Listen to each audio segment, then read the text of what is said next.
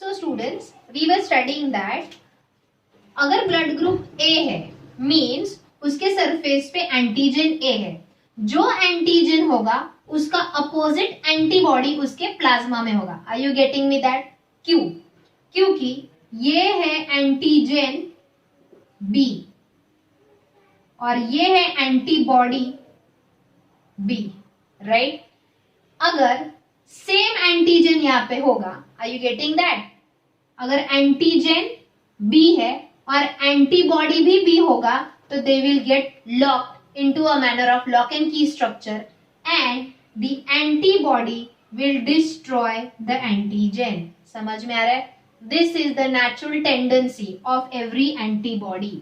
Remember that every antibody destroys the antigen opposite antigen. Are you getting that? Not opposite, sorry. The antibody B will destroy the antigen B. समझ में आ रहा है? इसलिए अब यहाँ पे बोलो मुझे, ये है antigen B, so here there will be antibody A. क्योंकि देखो ये एंटीबॉडी ए है, ये है antibody A which will fit into antigen A. You get that? Always remember, antibody and antigen forms a lock and key structure. Every antibody is specific to the specific antigen.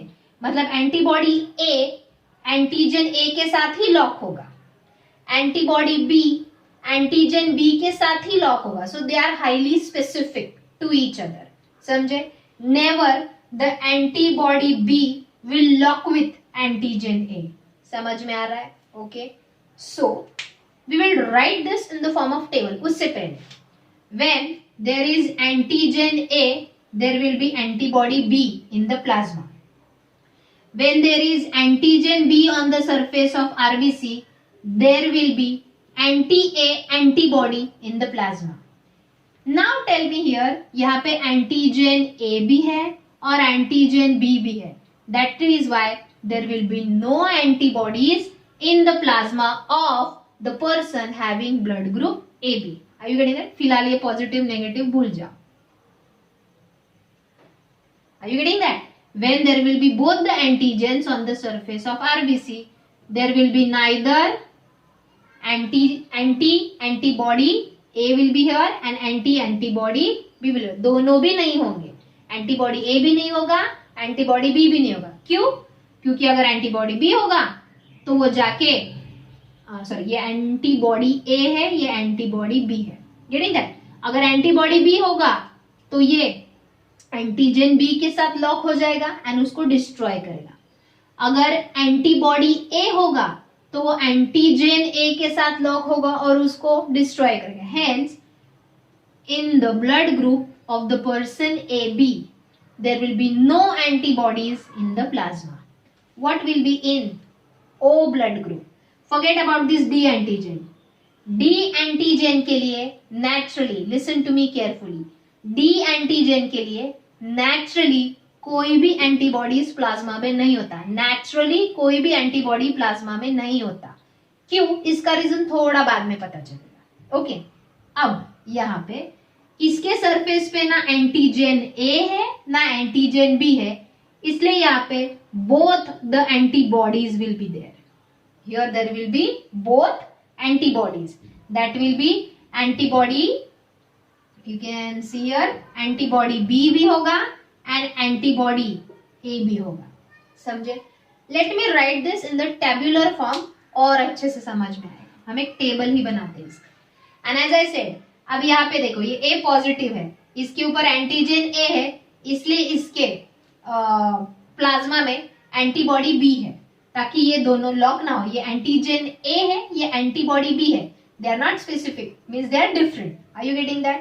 अब यहाँ पे antigen D भी है, लेकिन what I said, antigen D के लिए naturally plasma में कोई भी एंटीबॉडी नहीं होता। Now let me write it in the tabular form, then you will understand.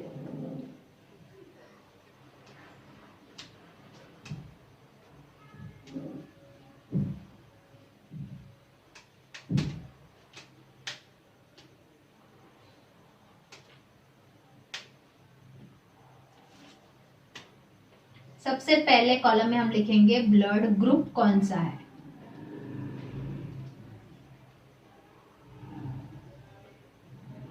Then will write here iso agglutinogen, that means or antigen on surface of RBCs। तो blood group के हिसाब से RBC के surface पे कौन सा antigen होता है। एंटीजन मतलब isoagglutinogen. Then will write isoagglutinin और एंटीबॉडी इन प्लाज्मा कौन सा होता है। समझ में आया? So let us do that. If the blood group is A, बोलो कौन सा एंटीजन होगा सरफेस पे। It will be antigen A on the surface of RBC. तो एंटीबॉडी कौन सा होगा? एंटीबॉडी ए ही होगा कि अपोजिट होगा? Correct, it will be anti B antibody. Anti B मतलब this antibody will work against antigen B, not against antigen A. Okay, if it is blood group B, which antigen will be there on the surface? Antigen B, and here it will be anti-A antibody in the plasma, ताकि ये दोनों lock and key structure ना बना पाए। Now what is lock and key structure? I said antibody has the ability to go and lock, means to attract with the antigen and to destroy it. That process is called agglutination. What is agglutination का meaning? Antibody destroys antigen by forming lock and key structure। मतलब antigen एक lock है जिसका key antibody है। Let me draw a diagram here. If it is antigen A on the surface of RBC, then इसकी तरफ कौन attract होगा? Antibody ए या एंटी ए एंटीबॉडी, ऐसे भी बोलते हैं इसको। एंटीबॉडी ए एंटीजन ए के साथ लॉक एंड की स्ट्रक्चर में फिक्स होगा एंड ये एंटीबॉडी इस एंटीजन को डिस्ट्रॉय करेगा। This complex formed between antigen and antibody, the process is called agglutination. But यहाँ पे एक रूल है, अब वो रूल याद रखो। Antibodies of recipient, that mean जो ब्लड रिसीव करे, यू नो ड्यूरिंग एक्सीडेंट और during any disease blood transfusion करना पड़ता है। अभी सपोज किसी का एक्सीडेंट हो गया, उसका ब्लड ग्रुप ए है, उसकी बॉडी में से हेवी लॉस ऑफ ब्लड हो गया है, तो उसको ब्लड चढ़ाना पड़ता है। तो वो पर्सन का ब्लड ग्रुप क्या है? ए। तो उसको कौन सा ब्लड ग्रुप ही चढ़ाना चाहिए? Can we transfuse blood B into that person's body? No. Why? क्योंकि ब्लड ग्रुप है ए, उसके सरफेस पे क्या है? Antigen A. Forget about the antigens, think about the antibody. Blood group A है तो उसके प्लाज्मा में एंटीबॉडीज क्या है? बी है। हमने ब्लड कौन सा चढ़ाया? उसको ब्लड ग्रुप बी चढ़ाया, उसके सरफेस पे एंटीजन भी है, तो ये एंटीबॉडी एंड ये एंटीजन एग्लूटिनेट हो जाएंगे। मतलब ये एंटीबॉडी इन एंटीजेंस को डिस्ट्रॉय करेंगे, मतलब ब्लड लेके भी फायदा नहीं। मैंने अभी बोला antibodies of recipient will destroy antigens of donor. ये लॉ याद रखो। डोनर, सपोज मैं ब्लड डोनर हूं, मेरे एंटीबॉडीज रिसीवर के एंटीजन को डिस्ट्रॉय नहीं करेंगे। कौन किसको डिस्ट्रॉय करेगा? Remember, the antibodies of receiver will destroy the antigens of donor. इतना याद रहा। अब पहले ये टेबल कंप्लीट करते हैं and then will talk about universal recipient and universal donor. Okay, if the blood group is AB, which antigens will be there on the surface of RBC? Here it will be both antigen A and antigen B, but there will be no antibodies in the blood group of person AB. Are you getting that? तो AB के blood में antibodies है ही नहीं, तो donor, किसी भी donor का blood इसको चलता है। Are you getting that? क्योंकि मैंने अभी बोला antibodies of receiver will destroy the antigens of donor. अब डोनर ए हो, बी हो, ओ हो, कोई भी हो, इसके पास एंटीबॉडीज नहीं है जो आने वाला ब्लड है उसके एंटीजन को डिस्ट्रॉय करने के लिए। So here blood group A B is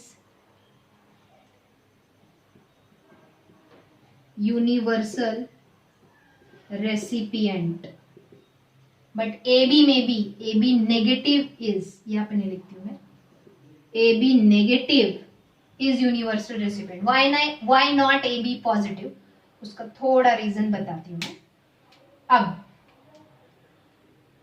sorry, A B positive is universal recipient, क्यों?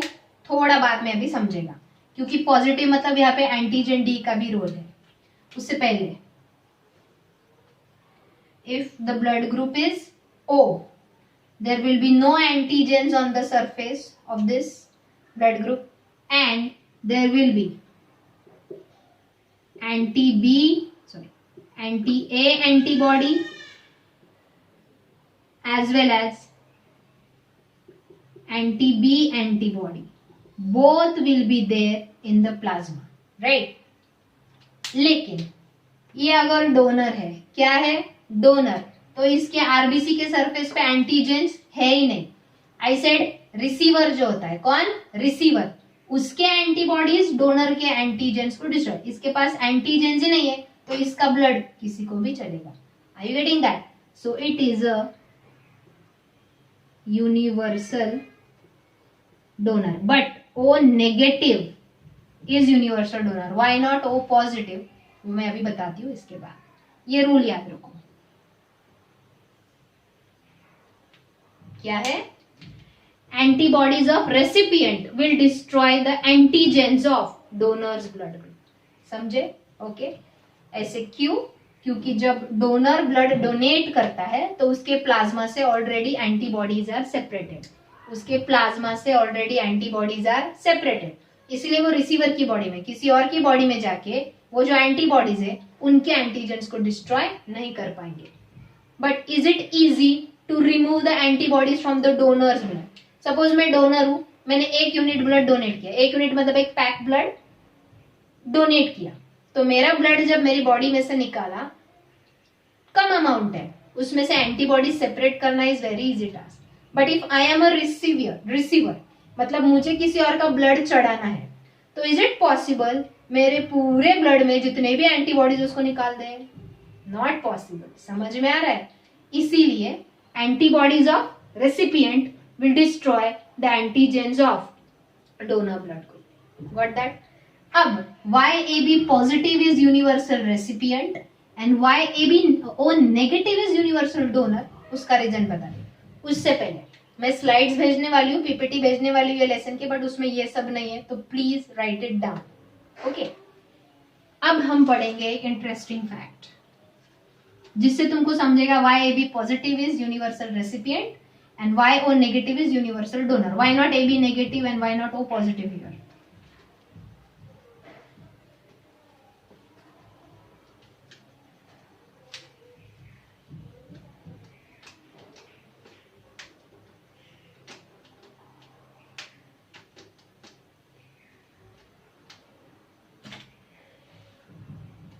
If there is a marriage between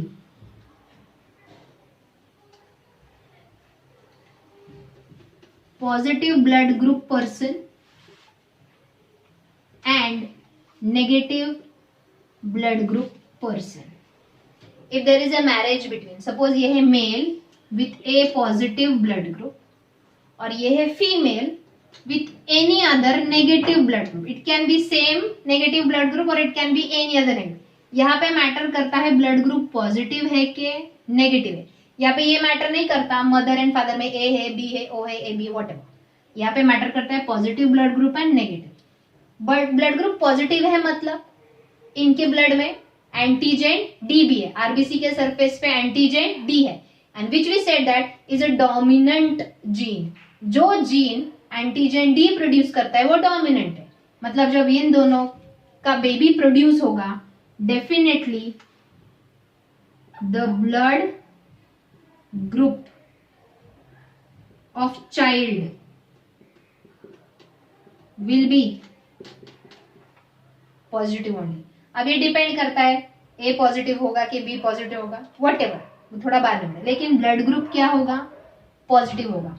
mother का ब्लड ग्रुप क्या है? नेगेटिव. लेकिन बेबी का ब्लड ग्रुप क्या आएगा? पॉजिटिव ही आएगा. क्यों पॉजिटिव आएगा? क्योंकि फादर के बॉडी से एंटीजन डी इसकी बॉडी में है जो डोमिनेंट है. Are you getting that? तो वो डेफिनेटली इनहेरिट होंगे. अब इससे प्रॉब्लम क्या होता है? ड्यूरिंग फर्स्ट प्रेगनेंसी कोई प्रॉब्लम नहीं होता, क्योंकि भले ही मदर का ब्लड ग्रुप नेगेटिव है, I am writing here mother's blood group is negative but the baby's blood group is positive. मैंने अभी बोला यह है ब्लड, यह है आरबीसी. बेबी का ब्लड ग्रुप पॉजिटिव है मतलब उसके ऊपर मैं डायरेक्टली लिखती हूँ एंटीजन डी प्रेजेंट है. एंड आई सेड इसके लिए नेचुरली एंटीबॉडीज ब्लड में प्रेजेंट नहीं होते. One more thing, mother and baby के बीच में एक कनेक्शन होता है that is called placenta. That is called placenta. ये है प्लासेंटा. इधर से आ रहा है मदर्स ब्लड, इधर से आ रहा है बेबीज ब्लड. बट ये दोनों blood, mother's blood and baby's blood, never get mixed. Placenta acts as a filter.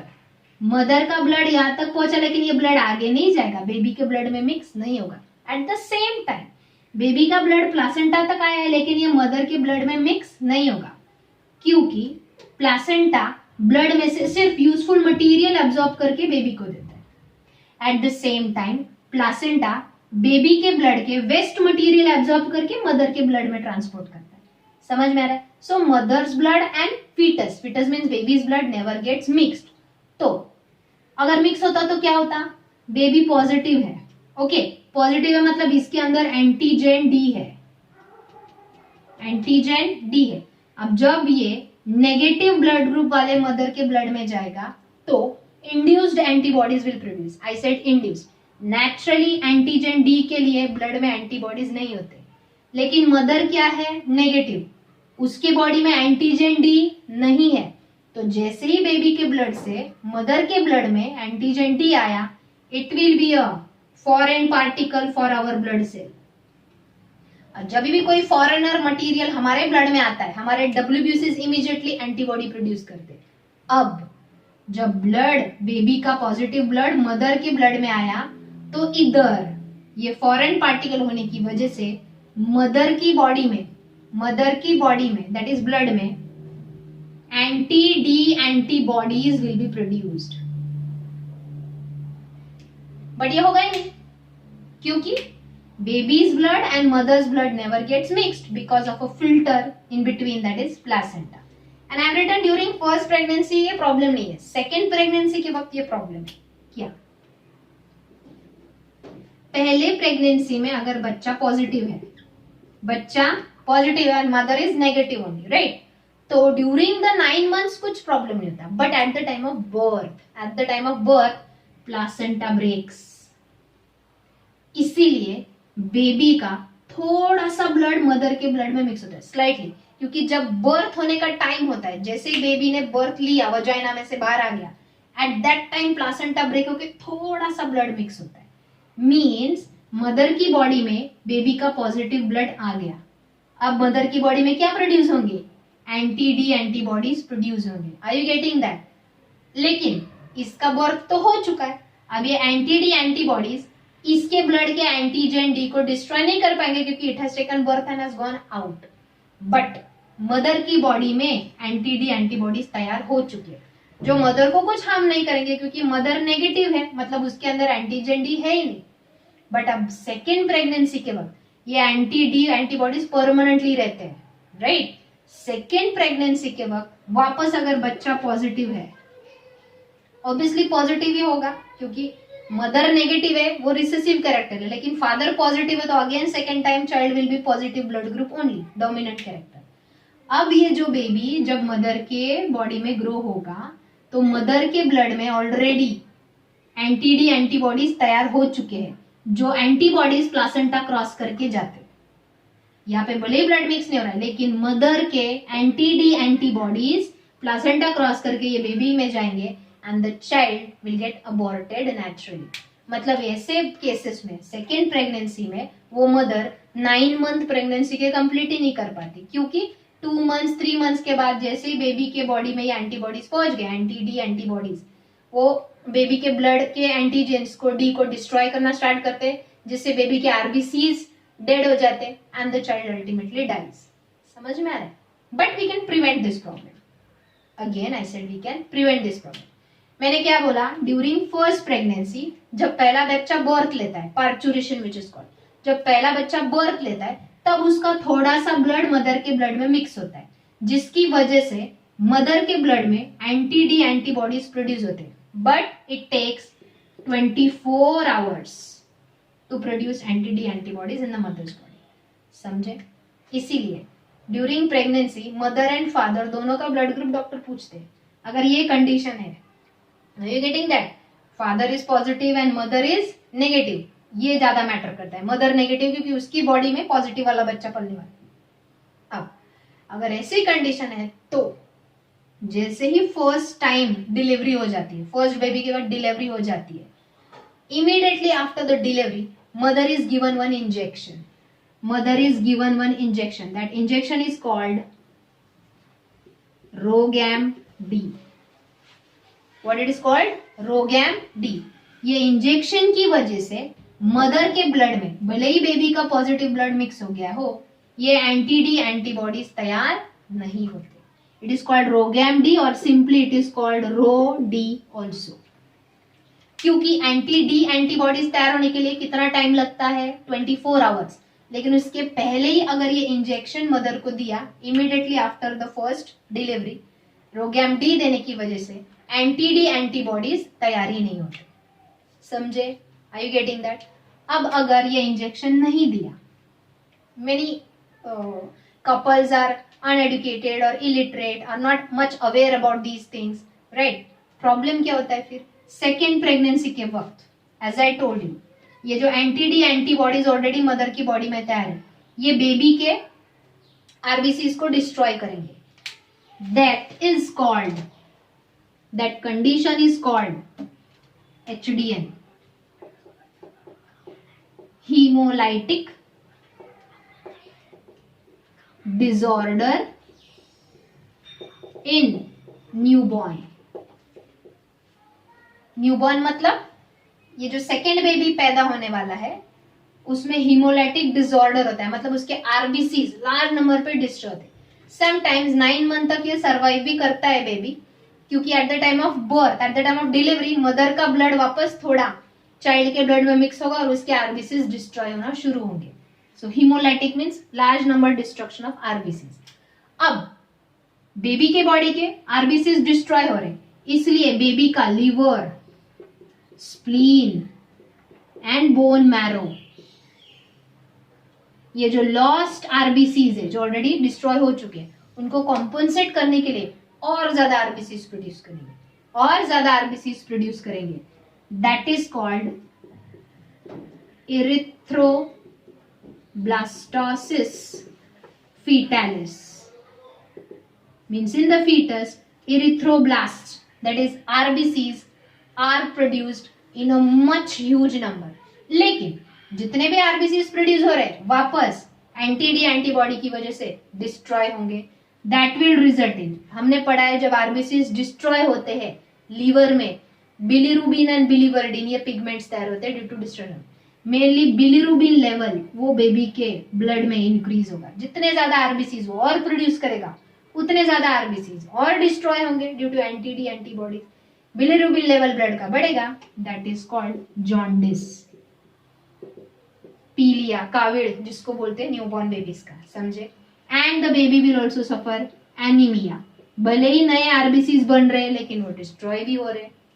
So less RBCs and jaundice, because of which there are more risk factors for the second baby's death. समझे students. But ये prevent हो सकता है first delivery के वक्त if Rogamd injection is given to the mother immediately within 24 hours. Getting that? Then during second pregnancy there will be no risk factor. I hope student you understood what is HDN and what is erythroblastosis fetalis. आज का topic वापस एक बार पढ़ो। Notes I will take it from the last years batch, ये उनको लिखवा के दिया है and I will send you on the group. Thank you.